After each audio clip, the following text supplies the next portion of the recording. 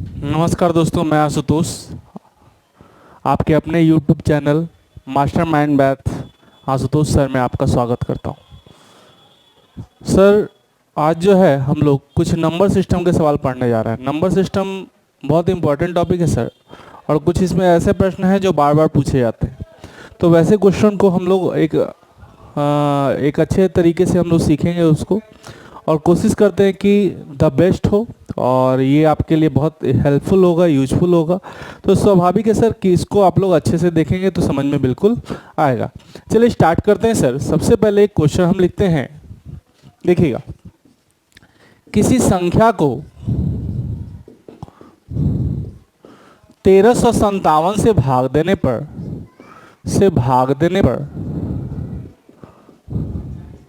शेष 53 बचता है,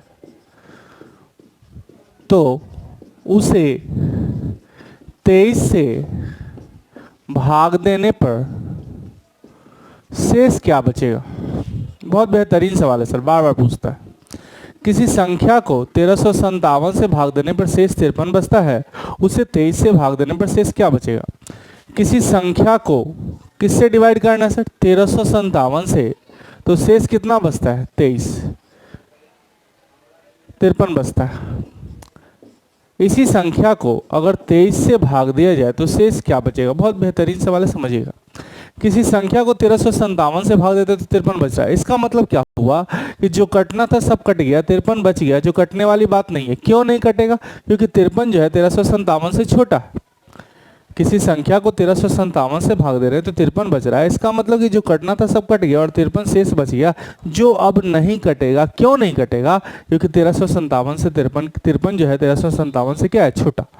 लेकिन इसी क्वेश्चन में सर अगर इसे 23 से भाग दिया जाए तो 1357 की जगह अगर 23 से भाग दिया जाएगा तो 23 से तो स्वाभाविक है भाग लेगा, क्योंकि 53 जो है 23 से क्या है? बड़ा है। तो 23 से भाग लेगा। तो 23 से कितनी बार में भाग लेगा? 23 दूना, 23 से 53 को भाग दो तो 23 दूना 46। शेष कितना बचेगा? 7।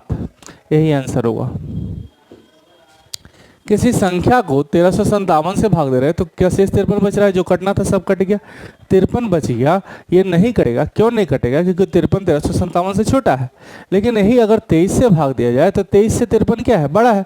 तो 23 से भाग देंगे तो और भाग लगेगा, तो 23 दूना 46, शेष पास 7 बचा। अब आपके दिमाग में एक बात आ रही होगी, 1357 की जगह पर 23 आके कैसे भाग दे सकता है? दे सकता है सर, क्योंकि 23 और 1357 में रिलेशन है सर। अगर दो व्यक्तियों के बीच रिलेशन हो तो उसके सीट पर वो बैठ सकता है, अगर रिलेशन नहीं होगा तो बैठने नहीं देगा। उसी तरह से कॉन्सेप्ट है सर कि 1357 जो है वो 23 से कटेगा। तो 23 से कटेगा, स्वाभाविक है। तो कटेगा तो से कटेगा 23 से 1357 को क्या होना चाहिए? कटना चाहिए। अगर कट रहा है तो स्वाभाविक है कि डायरेक्ट 23 से भाग दे देंगे, शेष में आंसर शेष बचेगा, 7 बचेगा। लेकिन अब कहने का मतलब है कि अगर 1357 23 से नहीं कटता तो आंसर जाता कैन नॉट बी डिटरमाइन, यानी ज्ञात नहीं कर सकते। इसी टाइप का एक क्वेश्चन लिख रहे हैं, ध्यान देना सर। सेम पैटर्न, 119 से भाग देने पर शेष 19 बचता है। इसे 17 से भाग देने पर शेष क्या बचेगा? साफ साफ दिख रहा है। 119 से भाग दे रहा है सर, तो शेष कितना बच रहा है? 19। अगर 17 से भाग देंगे तो शेष क्या बचेगा? आप डायरेक्ट बता सकते हो, क्योंकि 119 जो है 17 से कट रहा है। 17 से 119 कट रहा है तो कुछ नहीं, इसके जगह पर ये बैठ जाएगा। अगर 119 17 से कट रहा है तो इसके जगह ये बैठ जाएगा। और 17 से भाग देंगे तो 17 एकम 17, तो शेष क्या बचेगा? 2।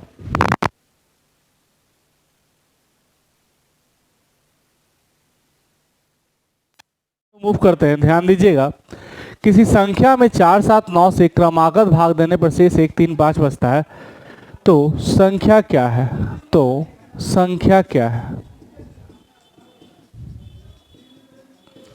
किसी संख्या में 4 7 9 से क्रमागत भाग देने पर शेष 1 3 5 बचता है, तो संख्या क्या है? ध्यान दीजिए। क्रमागत का मतलब क्या होता है? क्रमागत का मतलब क्या होता है पहले ये समझना होगा। क्रमागत का मतलब होता है भागफल में भाग देना। क्रमागत यानी सक्सेसिव डिवीजन। सक्सेसिव डिवीजन का मतलब होता है भागफल में भाग देना, यानी क्वोशिएंट में डिवाइड करना। किसी नंबर में 4 से डिवाइड करते तो रिमाइंडर 1 बचता है, फिर भागफल आएगा। अब इसके भागफल में 7 से भाग देते हैं तो शेष 3 बचता है, फिर भागफल आएगा। अब इसके भागफल में 9 से भाग देते हैं तो शेष 5 बचता है, फिर भागफल आएगा। क्रमागत विभाजन इसी को कहते हैं। क्रमागत विभाजन का मतलब होता है सक्सेसिव डिवीजन, अर्थात भागफल में भाग देना, यानी क्वेश्चन में डिवाइड करना। किसी नंबर में 4 से भाग देते हैं शेष 1 बचता है, फिर भागफल आएगा। भागफल में 7 से भाग देते हैं तो शेष 3 बचता है, फिर भागफल आएगा। भागफल में 9 से भाग देते हैं तो शेष 5 बचता है। अंतिम भागफल सी आएगा। अंतिम भागफल हमेशा 1 मान लेना, ये फिक्स है सर, 1 के अलावा और कुछ नहीं माना जाएगा। अंतिम भागफल क्या मान लेना, 1। तो हम लोग बचपन में पढ़े थे भाज्य बराबर भाजक गुना भागफल जोड़ शेष, भाज्य बराबर भाजक गुना भागफल जोड़ शेष, यानी कितना हो गया 14। अब ये 14 यहाँ पुट करेंगे तो भाज्य बराबर क्या होगा, भाज्य बराबर भाजक गुना भागफल जोड़ शेष 7 गुना 14 प्लस 3 101। अब ये 101 यहाँ पुट करेंगे तो भाज्य बराबर क्या होगा, भाजक गुना भागफल जोड़ शेष, यानी 405। बात समझ में आया। लेकिन इतना हम लोग करने की जरूरत नहीं, हम लोग डायरेक्ट भी बना सकते हैं। कैसे बना सकते हैं, देखिए 4 7 9 1 3 5 ऐसा ही कुछ लिखा हुआ है। जहां क्रमागत लिखा रहा है, सक्सेसिव लिखा रहा है, तो कुछ नहीं करना है सर, ऐसे ऐसे ऐसे ऐसे ऐसे। अब स्कूल में पढ़े थे कि सीधा लाइन प्लस और तिरछा लाइन गुना, सीधा लाइन प्लस और तिरछा लाइन क्या गुना, सीधा लाइन प्लस तिरछा लाइन गुना। आइए सीधा लाइन प्लस तिरछा लाइन गुना, सीधा लाइन प्लस तिरछा लाइन गुना, सीधा लाइन प्लस 9 और 5 14, 14 सत्ते 98, 98 और 3 101, 101 चौके 404 1 405। समझ में आया सर। 9 और 5 14, 14 सत्ते 98, 98 और 3 101 चौके 404 1 405। यही तो आंसर आ गया सर। अब इसी तरह से क्वेश्चन नंबर नेक्स्ट हम लोग देखेंगे सर, ध्यान दीजिएगा, समझने की बात है सर। किसी संख्या में क्वेश्चन लिखते हैं, किसी संख्या में 12 और 15 से क्रमागत भाग देने पर शेष 4 तथा 6 बचता है। यदि 180 से भाग दे तो शेष क्या बचेगा, ध्यान दो। किसी नंबर में आप 12 से डिवाइड करते हो तो रिमाइंडर कितना बचता है 4, भागफल 2 आएगा सर। अब इसके भागफल में 15 से भाग देते हैं तो शेष कितना बचता है 6, फिर भागफल आएगा। क्वेश्चन ये कह रहा है इस संख्या को अगर 180 से भाग दे तो शेष क्या बचेगा। किसी संख्या में 12 से भाग देते तो शेष कितना बचता है 4, भागफल आएगा। भागफल में 15 से भाग देंगे तो शेष क्या बचेगा 6, फिर भागफल आएगा। अगर इसे 180 से भाग दे तो शेष क्या बचेगा, तो अंतिम भागफल हम लोग 1 मानेंगे। अंतिम भागफल क्या मानेंगे 1। तो वही चीज़ है, भाज्य बराबर भाजक गुना भागफल जोड़ शेष, भाज्य बराबर भाजक गुना भागफल जोड़ शेष, यानी 15 गुना 1 प्लस 6 कितना आ गया 21। अब ये 21 यहाँ पुट करेंगे तो फिर भाज्य बराबर क्या होगा, भाज्य बराबर भाजक गुना भागफल जोड़ शेष 252 और 4 256। क्वेश्चन कर रहा है 256 को अगर 180 से डिवाइड करें, 180 से डिवाइड करें तो 180 से डिवाइड करें तो रिमाइंडर क्या बचेगा 76। समझ में आया सर।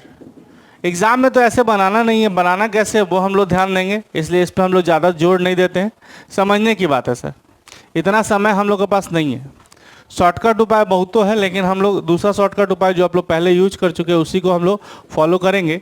12 15 4 6, आइए ऐसे ऐसे ऐसे, सीधा लाइन प्लस तिरछा लाइन गुना, सीधा लाइन प्लस, सीधा लाइन प्लस तिरछा लाइन गुना। आइए 15 और 6 21, 21 गुना 12 252, 15 6 21, 21 गुना 12 252 4 256। किससे भाग देना है बताओ, 180 से। तो 180 कम 180 तो शेष क्या बचेगा 76। बात समझ में आई। ये था क्रमागत विभाजन। कभी कभी प्रश्न जो है क्रमागत विभाजन ना हो के क्रमशः विभाजन भी होता है। तो क्रमशः विभाजन है समझ लीजिए एलसीएम का सवाल है, और क्रमागत विभाजन तो समझ लीजिए नंबर सिस्टम का सवाल है, और उतना दिमाग लगाने की जरूरत नहीं। क्रमागत का मतलब होता है भागफल में भाग देना, यानी सक्सेसिव डिवीजन, यानी क्वेश्चन में डिवाइड करना। और क्रमशः विभाजन का मतलब होता है कि उसी संख्या में डिवाइड करना, सेम नंबर में डिवाइड करना।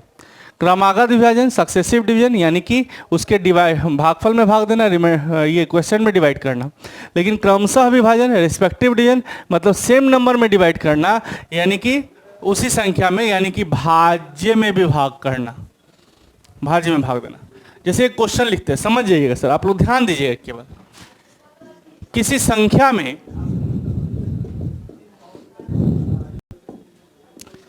क्रमशः 6, 12, 15, 24 और 40 से भाग देने पर शेष 4, 10, 13, 22 और 38 बचता है उसे तो संख्या क्या है? बात समझिए। किसी संख्या में 6, 12, 15, 24 और 40 से भाग देने पर शेष 4, 10, 13, 22 और 38 बचता है, संख्या क्या है? किसी संख्या में 6 से भाग देते हैं, कितना शेष बचता है? 4।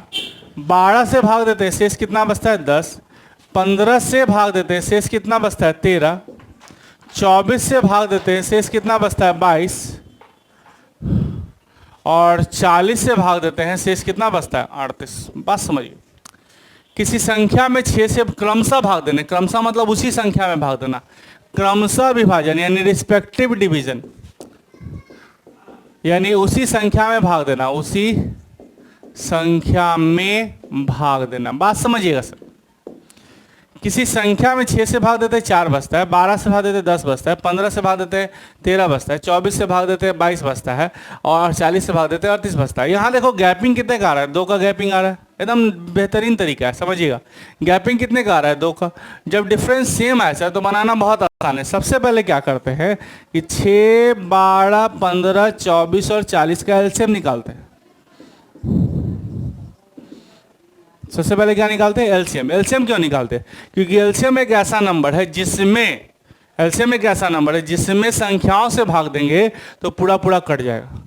एलसीएम एक ऐसा नंबर है जिसमें संख्याओं से भाग देंगे पूरा पूरा कट जाएगा। 6 से, 12 से, 15 से, 24 से, 40 से पूरा पूरा कटेगा। तो सबसे पहले एलसीएम निकालने के लिए बड़ा वाला नंबर को तोड़ दीजिए। 40 को तोड़ेंगे तो 2 दूना 4 दूना 8 5 40 हो गया। अब देखिए 6 आ रहा है कि नहीं आ रहा है? यहाँ 2 है, जरूरत किसकी है? 3 की। बहुत अच्छे।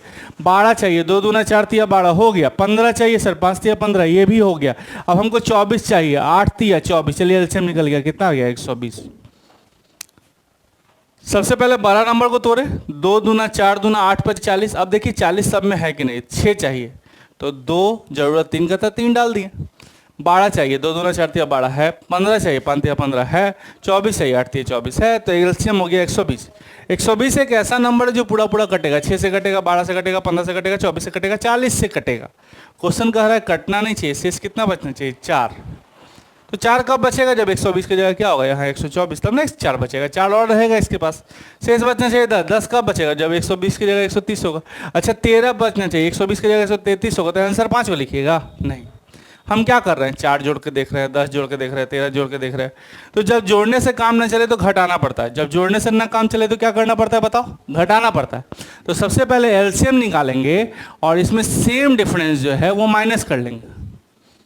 एलसीएम कितना बताओ? 120। और सेम डिफरेंस कितने का जा रहा है? 2 का, 2 का, 2 का, 2 का। 120 माइनस 2 यानी 118 आपका आंसर हो गया। बात समझ में आया? चलिए अब क्वेश्चन नंबर हम लोग नेक्स्ट चलेंगे। सर इसमें कुछ लोग ऐसे डायरेक्ट पूछ देते हैं कि सर अगर डिफरेंस सेम नहीं होगा तो कैसे बनाएंगे? पूछता है लोग, लेकिन डिफरेंस सेम नहीं होगा, किसी और से पूछेगा तो कहेगा सर क्वेश्चन है गलत। लेकिन क्वेश्चन गलत नहीं है सर, वो क्वेश्चन सही है। बहुत लोगों से पूछेगा तो आंसर क्वेश्चन गलत बोलेगा, लेकिन क्वेश्चन गलत नहीं है, वो सही है। डिफरेंस कभी कभी अलग अलग भी दे देता है एग्जाम में। तो देखिए कोशिश करते हैं मनाने का। क्वेश्चन समझिएगा। किसी संख्या में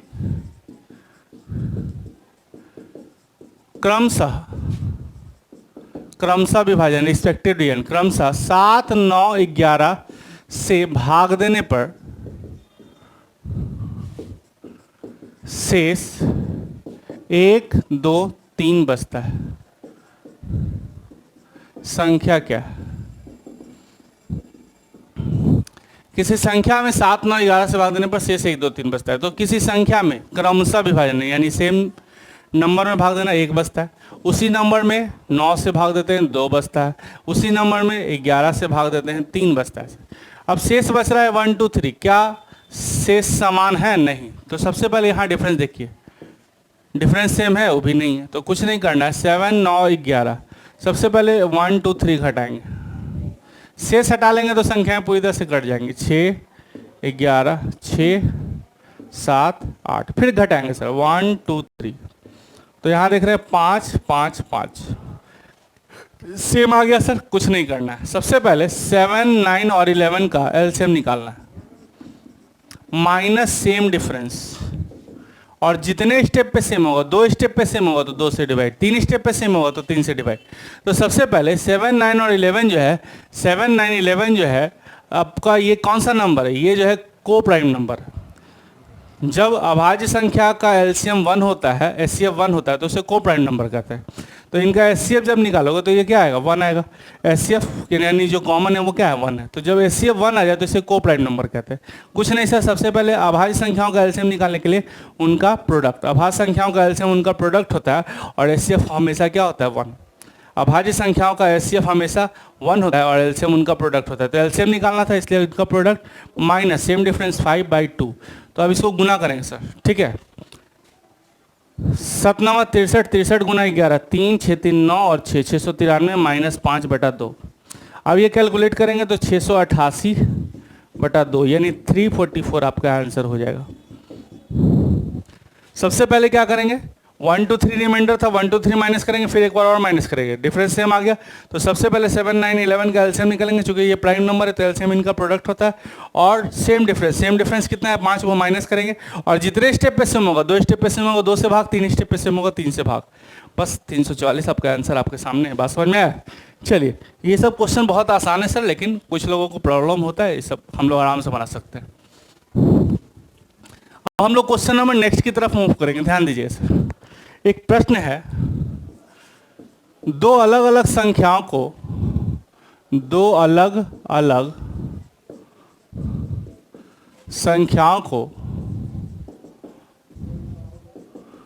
जब किसी भाजक से भाग दिया जाए तो शेष 23 और 31 प्राप्त होता है, और 31 प्राप्त होता है। जब दोनों संख्याओं के योग को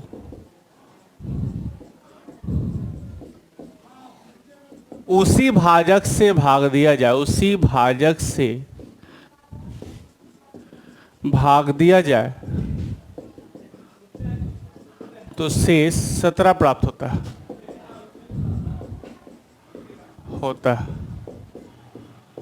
भाजक क्या है?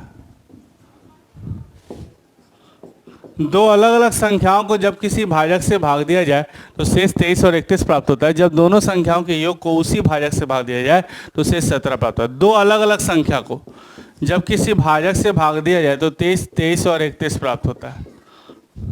जब दोनों संख्याओं के योग को उसी भाजक से भाग दिया जाए तो शेष 17 प्राप्त होता है। बात समझिए। When 2 different number is divided by a divisor, leaves the remainder 23 and 31. When sum of the number is divided by same number, leaves the remainder 17. Find the divisor. देखिए सर, शेष 23 बच रहा है, इसका मतलब जो कटना था सब कट गया, 23 बच गया जो अब इससे नहीं कटेगा। जो कटना था सब कट गया, 31 बच गया जो नहीं कटेगा। क्यों नहीं कटेगा? क्योंकि 23 जो है इससे क्या है? छोटा। शेष बचने का मतलब यही होता है, जो कटना था सब कट गया, 23 बच गया, 23 नहीं कटेगा क्योंकि 23 इससे छोटा है।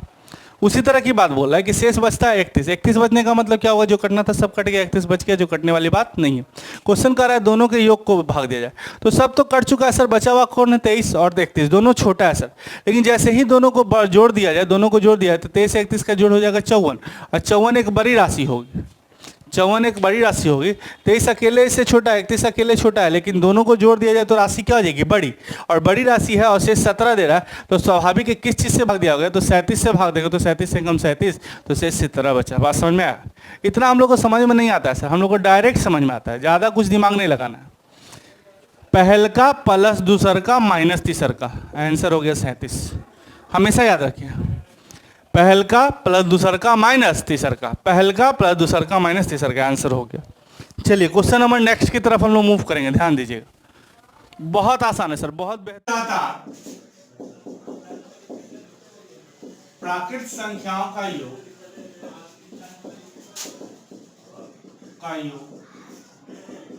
90 है, तो अगली 5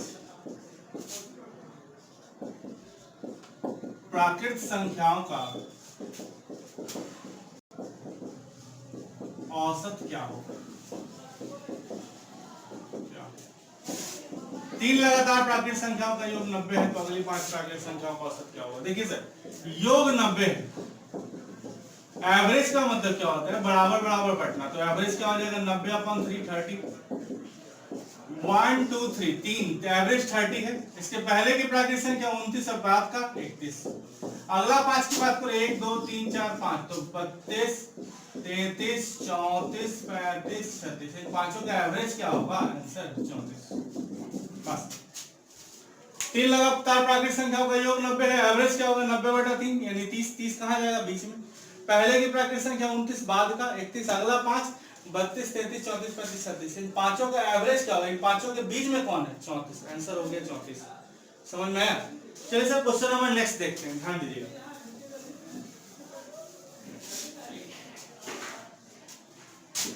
पांच लगातार विषम संख्या का औसत, विषम संख्या का औसत 25 है, तो प्रथम और अंतिम का गुणनफल क्या हो, गुणनफल क्या हो? 5 लगातार प्राकृत संख्या का औसत 25 से प्रथम और अंतिम का गुणनफल क्या हो? औसत कहां जाएगा, बीच में। इसके पहले की विषम संख्या 23, पहले का 21, बाद का 27 और बाद का 29, पहला और आखिरी को गुना करना है, बहुत आसान है सर।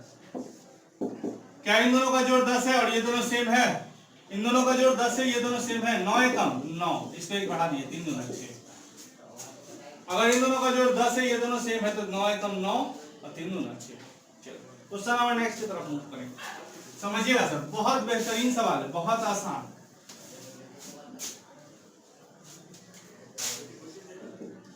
किसी पार्टी में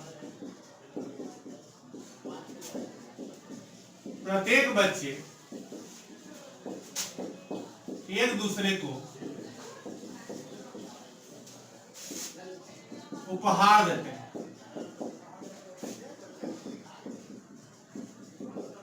कुल उपहारों की संख्या 132 है, तो बच्चों की संख्या बताएं।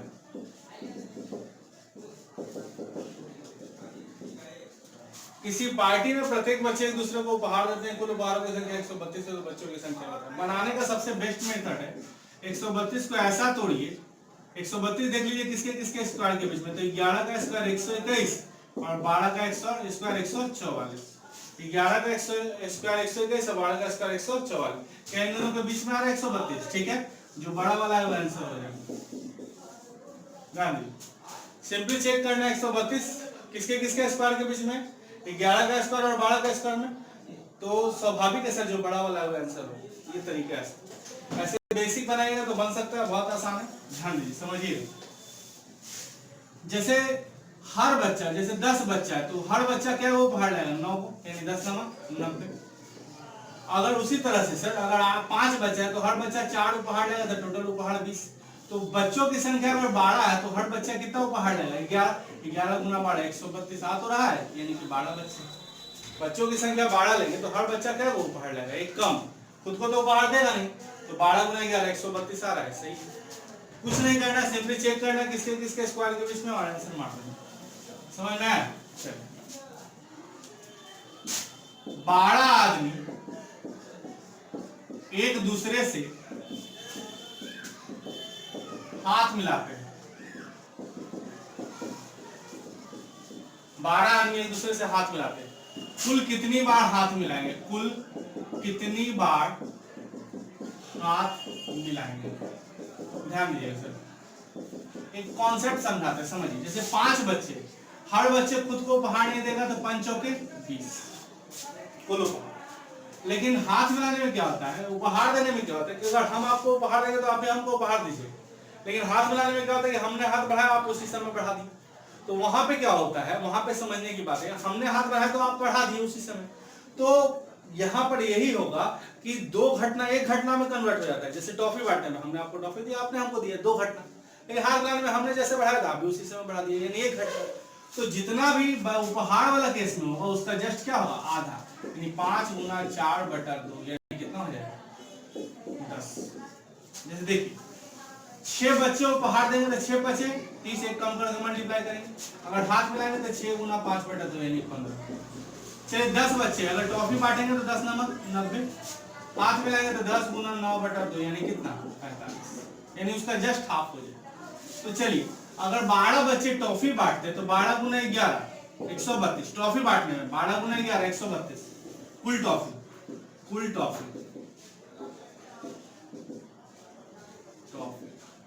12 बच्चे टॉफी बांटते थे। लेकिन अगर हाथ मिलाने में कहा जाए तो 12 बच्चे टॉफी बांटेंगे तो 12 गुना 11, हाथ मिलाएंगे तो उसका आधा, यानी आंसर क्या जाएगा 81। समझ में आया? जितने बच्चे हैं उससे कम करना है और उसको किससे मल्टीप्लाई कर देना है, उससे 2 से डिवाइड कर देना है। जितने बच्चे हैं उसको एक कम करना है और उसको क्या कर देना है, एक कम करके मल्टीप्लाई करोगे तो टॉफी वाला क्वेश्चन बनेगा, और जितने बच्चे हैं उससे एक कम करके उसका आधा करोगे तो हाथ मिलाने वाला क्वेश्चन बनेगा। समझ में आया? चलिए क्वेश्चन नंबर नेक्स्ट की तरफ हम लोग मूव करेंगे, ध्यान दीजिएगा, बहुत बेहतरीन सवाल है सर। किसी चिड़ियाघर में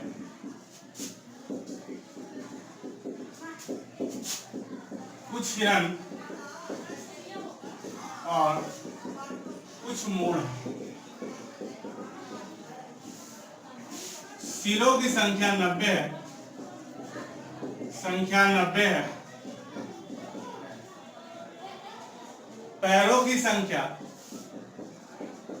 पैरों की संख्या 240 है। कितने मोड़ बस चिड़ियाघर में कुछ हिरन और कुछ मोर है। सिरों की संख्या 90, पैरों की संख्या 240 है। कितने मोड़ है, कुछ नहीं करना है, ध्यान दीजिए। मोड़ अगर हम मान लेते हैं सारा का सारा मोड़ है, सारा का सारा हिरन मान लेते हैं, एक हिरन का क्या पैर 4 और मोड़ का क्या पैर 2, सारा का सारा हिरन मान लेते हैं। तो 9 चौका 36 क्या पैर होना चाहिए, 360 पैर होना चाहिए रियल में। सारा का सारा हिरन मान लेते हैं तो 90 गुना 4 यानी 360 पैर हिरन होना चाहिए। लेकिन पैरों की संख्या कितना है 240, ये कितना पैर एक्स्ट्रा आ गया 120 पैर। ये एक्स्ट्रा क्यों हुआ कि हर 2 पैर वाले जानवर को आप 4 पैर वाला समझ रहे हैं, यानी 2-2 को करके पैर बढ़ा रहे हैं तो उसका सिर क्या होगा 60। ये मोड़ ये किसके कारण हुआ, 2 पैर वाले जानवर के कारण, क्योंकि 2 पैर वाले जानवर को आप 4 पैर वाला बना दिए, इसलिए 2 से डिवाइड कर दिए। अब ध्यान दीजिए, मान लेते हैं सारा का सारा मोड़ है, सारा का सारा 2 पैर वाला, 2 पैर वाला है तो कितना होगा टोटल पैर 180 पैर। रियल में पैर कितना होना चाहिए 240, रियल में पैर कितना होता है 240, यानी पैरों की संख्या घट गई है। कितना घट गई है 60। ये 60 क्यों घट गया, क्योंकि 4 पैर वाला जानवर को आप 2 समय पैर वाला समझ लिए, 4 पैर वाला जानवर को कितना पैर वाला समझ लिए 2 पैर वाला, यानी 2-2 करके पैर घटा दिए। किसके कारण हो रहा है ऐसा, हिरन के कारण, क्योंकि मोड़ हिरन 4 पैर वाला था ना, उसको आप 2 पैर वाला समझ रहे हैं। किसके कारण हो रहा है, हिरन के कारण। तो ये जो संख्या निकलेगा किसका निकलेगा, हिरन का। बस नॉर्मल सा बात समझ लेना है, जो मानिएगा वो निकलेगा नहीं, जस्ट उल्टा निकलेगा, जो मानिएगा वो निकलेगा नहीं, जस्ट उल्टा निकलेगा। 4 पैर वाला माने तो 2 पैर वाला का आंसर निकलेगा, 2 पैर वाला माने तो 4 पैर वाला का आंसर निकलेगा। समझिए, मान लेते हैं सारा का सारा 4 पैर वाला, तो 90 गुना 4 360 पैर। रियल में पैर कितना रहता है 240, 120 पैर एक्स्ट्रा हो रहा है। 120 पैर एक्स्ट्रा क्यों हो रहा है, क्योंकि 4 पैर वाले 2 पैर वाले जानवर को भी आप 4 पैर वाला समझ रहे हैं। किसके कारण हो रहा है, मोड़ के कारण। तो बस 2 से डिवाइड कर देंगे मोड़ की संख्या में। सबको 4 पैर वाला को आप 2 पैर वाला समझ लिया, तो 90 गुना 2 180 पैर। रियल में पैर होना चाहिए 240, यानी 60 पैर एक्स्ट्रा आ रहा है। 60 पैर एक्स्ट्रा किसके कारण आ रहा है? हिरण के कारण। तो बस 2 से डिवाइड करेंगे, क्योंकि पैर अगर 2 होगा तो सिर तो 1 होगा, तो उसका सिर क्या होगा? 60। बात समझ में आया? कुछ नहीं है सर, बहुत आसान है, कोशिश कीजिएगा बनेगा। क्वेश्चन नंबर नेक्स्ट की तरफ मूव करते हैं।